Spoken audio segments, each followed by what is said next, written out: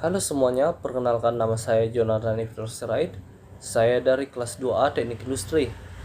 Jadi pada hari ini saya akan mempresentasikan tugas saya pada hari ini dengan judul kegagalan material.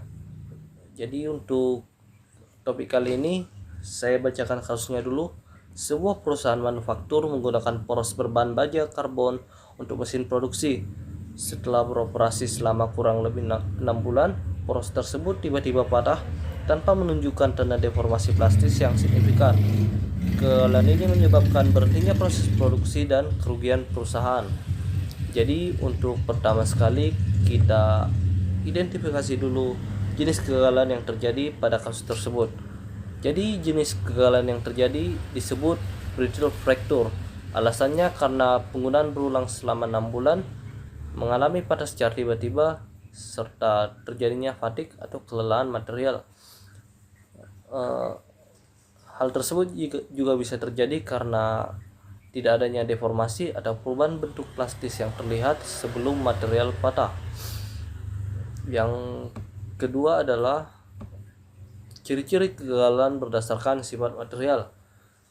Yang pertama adalah tidak ada deformasi. Tidak ada deformasi atau penipisan atau yang sering disebut sebagai necking atau perubahan bentuk yang terlihat pada area patahan. Yang kedua adalah perambatan retak yang cepat. Perambatan retak yang cepat, sekali retak, patahan terjadi seketika. Yang ketiga adalah permukaan patahan. Permukaan patahan biasanya terlihat datar atau permukaan yang mengkilap. Yang keempat adalah hubungan struktur atom dengan jenis kegagalan. Ikatan logam memungkinkan atom bergeser saat menerima beban. Yang ketiga adalah hubungan struktur atom dan jenis kegagalan yang terjadi. Baja karbon terdiri dari dua unsur, yaitu unsur atom besi atau Fe dan karbon atau C. Material baja karbon tersusun dari atom besi atau Fe dan karbon C. Hubungan struktur atom terhadap sifat material mengakibatkan ikatan atom dan pengaruh kandungan karbon.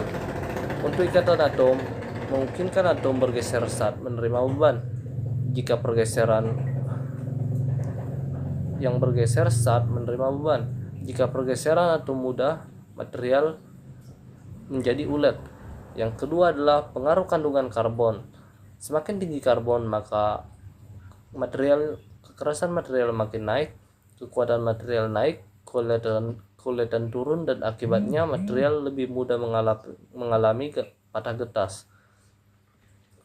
Yang ketiga adalah analisis. Yang keempat adalah analisis kegagalan dari sisi material, proses, dan lingkungan.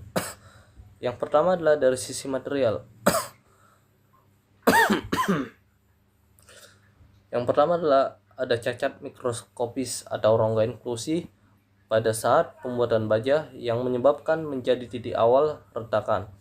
Yang kedua adalah ukuran butir kasar yang menyebabkan mempermudah perambatan retakan. B. Dari sisi proses, perlakuan panas yang kurang tepat. Perlakuan panas yang kurang tepat atau pengerasan tanpa penemperan yang tepat mengakibatkan material memiliki sifat mudah getas. Jadi mungkin teman-teman ada yang belum tahu tentang penemperan. Penemperan adalah suatu teknik perlakuan panas untuk logam dan logam paduan yang bertujuan untuk menyeimbangkan antara kelenturan dan kegetasan. Yang ketiga yaitu dari sisi lingkungan. Dari sisi lingkungan menyebabkan pembebanan berulang atau bergetar yang menyebabkan kelelahan material. Hal tersebut juga menyebabkan retakan tumbuh perlahan sampai batas kritis, lalu material menjadi patah. Yang kedua adalah korosi ringan yang memperparah cacat permukaan.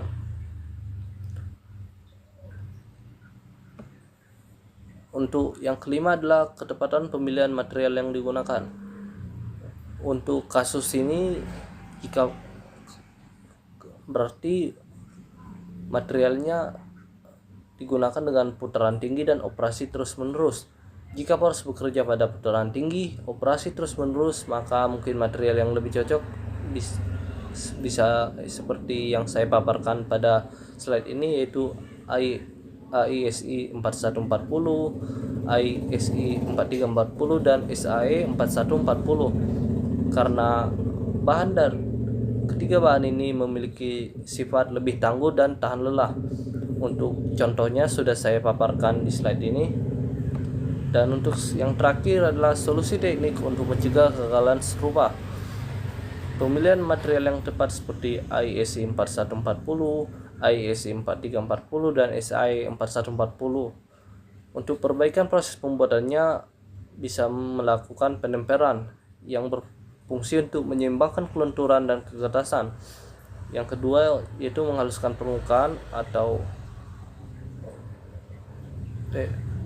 permukaan yang berfungsi untuk menghilangkan goresan penyebab awal retak. Yang ketiga adalah penggunaan dan pemeliharaan. Yang pertama adalah hindari beban berlebih dan inspeksi secara berkala untuk mendeteksi keretakan dini. Untuk solusi selanjutnya adalah perlindungan lingkungan seperti penjagaan korosi, coating, pelumasan, dan kontrol kelembapan. Dan yang berikutnya adalah heat treatment yang tepat yang bertujuan untuk meningkatkan toughness, mengurangi kerapuhan. Dan untuk kesimpulan dari presentasi saya pada hari ini adalah kegagalan poros kemungkinan besar disebabkan oleh kombinasi fatigue failure, sifat keras material, konsentrasi tegangan, dan kemungkinan kesalahan material atau proses. Karena poros patah tiba-tiba tanpa deformasi plastis, maka kegagalan mengarah pada patah getas akibat retakan lelah yang berkembang selama operasi. Pencegahan dapat dilakukan melalui pemilihan material yang tepat, heat treatment yang benar, desain yang baik, dan inspeksi dan maintenance yang rutin. Mungkin itu saja yang bisa saya paparkan pada hari ini. Semoga apa yang saya sampaikan bisa teman-teman terima dengan baik, dan semoga apa yang saya sampaikan bermanfaat buat teman-teman semuanya. Kurang lebihnya saya mohon maaf. Sekian dan terima kasih.